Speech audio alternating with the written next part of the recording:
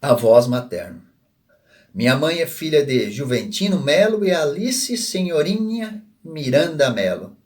Os avós maternos de minha mãe são Senhorinha Claudino Miranda e José Claudino Miranda. Ela, minha mãe e seus irmãos se referem a eles chamando de Dindinho e Dindinha. Pelos históricos, Dindinho foi criado pelos índios na comunidade de Pindotiba, Orleans, Santa Catarina. Vó Alice teve 7 irmãos: Maria, Gabriel, Terezinha, Manuel, João, Antônio e Delícia. Já Juventino Melo, o saudoso vô baixinho, assim chamado pelos netos e conhecido pelas pessoas da comunidade como seu baixinho, não conheceu seus pais. Pelo pouco repassado, seu pai biológico, Emanuel Melo, faleceu quando ele ainda tinha 5 anos de idade. Por isso, sua mãe precisou doar a ele e seus irmãos para famílias diferentes cuidarem. Portanto, pouco se conhece sobre a família dele. Diante da doação feita pela mãe biológica, relatam que ele foi criado por uma família de origem alemã, a qual não se tem conhecimento de quem seja. Cresceu longe de seus irmãos. Posteriormente, quando já morava na comunidade de Santana, inclusive já estava casado com vó Alice, minha mãe e seus irmãos já eram nascidos. Veio uma pessoa da cidade de Braço do Norte, Santa Catarina, morar na comunidade Santana e conhecia a história da família de vô baixinho. Assim relembrou do ocorrido e contou que ele tinha 2 de suas irmãs que residiam no município de Braço do Norte. Quando então, meu avô foi conhecer 2 de suas irmãs biológicas, sendo Maria e Otília. Vô baixinho, ao atingir a vida adulta, saiu da casa de suas famílias do coração para se organizar e formar sua própria família, passando a trabalhar nos áureos tempos de mineração de Santana, chamada Minerazil, local onde conheceu a avó Alice e casaram-se. Tiveram 9 filhos: Dorli, Eli, Edi, Ederli, Edi, Everli, Tânia, Idirley e José Carlos. Vô baixinho naquele período foi considerado um craque no futebol.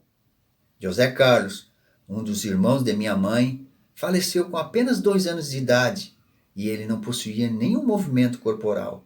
Chamavam na época de doença da mongoloide e não havia nenhum diagnóstico médico sobre essa doença.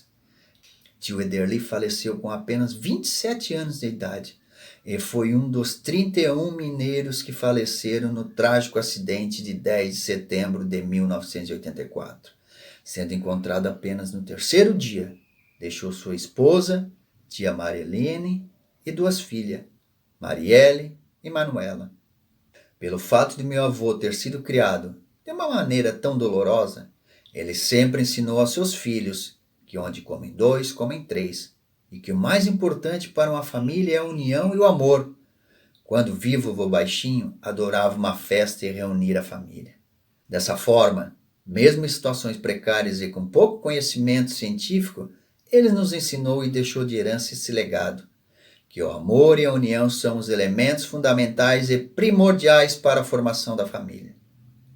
Passo agora a contar sobre a minha infância. Minha história.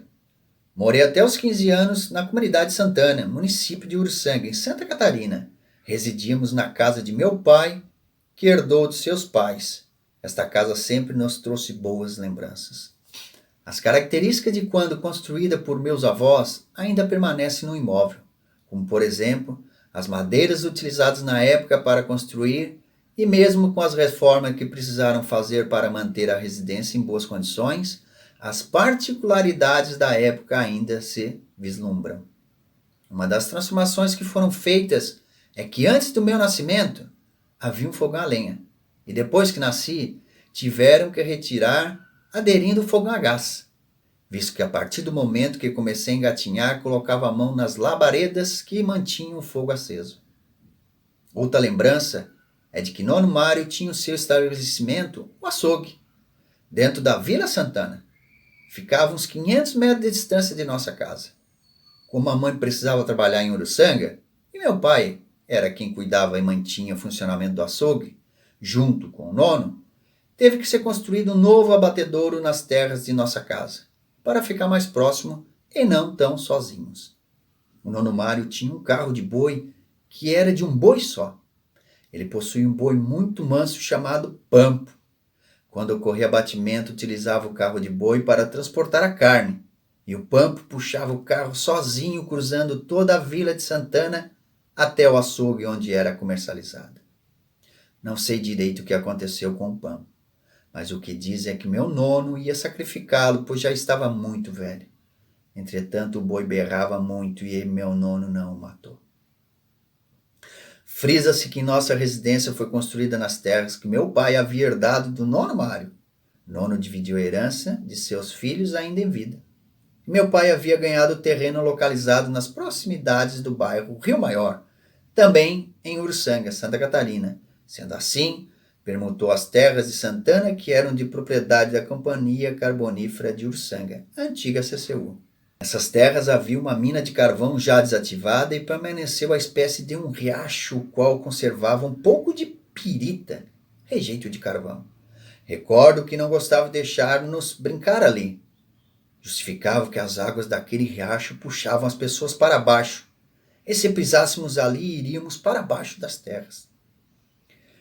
No ano de meu nascimento, meus irmãos já eram adultos. Everton e Kenia já não moravam mais com a mãe. Marcos era criança. Tinha apenas 11 anos e foi com ele que convivi durante minha infância. Para esclarecer, sim, sou uma temporã. Ainda que houvesse uma pessoa para auxiliar na casa e também para cuidar de mim, o Marcos era quem gostava de fazer essas atividades, como trocar a fralda, dar banho, mamadeira, brincar e etc. Minha família seguia os ensinamentos da Igreja Católica. Portanto, ao nascer, meus pais me batizaram. Meus padrinhos de batismo são o Ederaldo Albino, ele é primo segundo do meu pai, neto de tia Brígida. Conto que eles sempre foram grandes amigos, junto com sua esposa Thalita. Mas, acho que esse carinho, os meus pais e eles, transcenderam, que chegaram até mim. Quando precisei me crismar, precisava escolher algum padrinho ou madrinha. Como gosto e tenho um carinho intenso por eles, na época não via alternativa senão convidá-los novamente para serem meus padrinhos, também de crisma. Quando criança tive um cachorro chamado Jack. Ele era um cão típico brasileiro, um vira-lata caramelo, de porte médio e muito amoroso. Ressalto comigo, Jack não era um cão muito acessível. Não costumava brincar com os outros, mas também não era muito agressivo. Viveu liberto toda a sua vida enquanto estivesse conosco. No momento que ainda eu era bebê, Nono Mário gostava de passear comigo no carrinho, pelas ruas de Santana. Jack sempre ia junto, mas me protegia.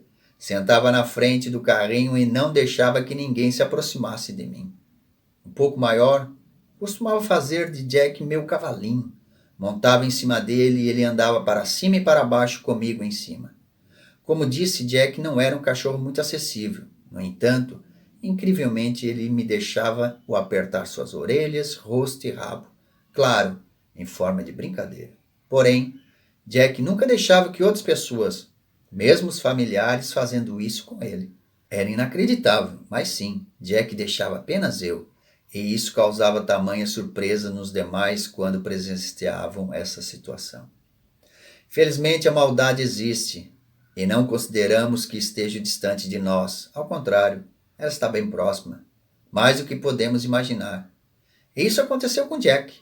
Sendo vítima de envenenamento, veio a falecer. Apesar das tentativas feitas na época para que, ou mesmo pudesse sobreviver, não resistiu. Jack nos deixou muitas lembranças boas, mantendo acesa na memória nossos momentos. Hoje, ele é a nossa estrelinha. Além de Jack, tivemos outros cachorros, mas Jack nunca foi esquecido por ter sido um cachorro tão singular.